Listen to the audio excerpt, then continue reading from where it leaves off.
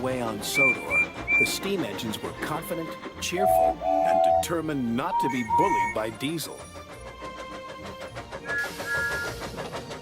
Only James, who now felt really useful too, was complaining. Wobbly wheels.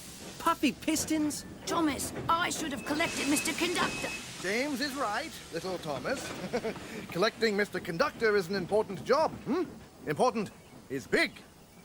James is a big engine. You, Thomas, are small. Small, small, small, teeny, weeny, weeny. And I'm a big blue engine who knows everything.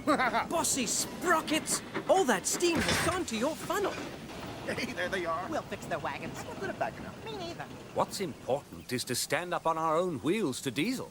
Toby's right. Diesel knows that the lost engine in the legend really exists. What engine? What legend? Of an engine whose magic makes her more powerful than Diesel will ever be.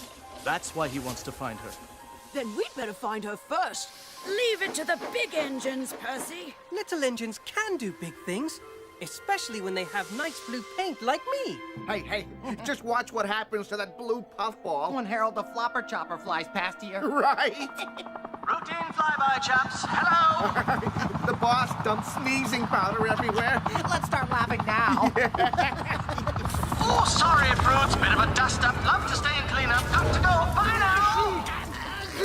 Did you mean to look like that? No. Neither did I. This must be Diesel's doing. Choo! Choo! Dear Mr. Conductor, where were you?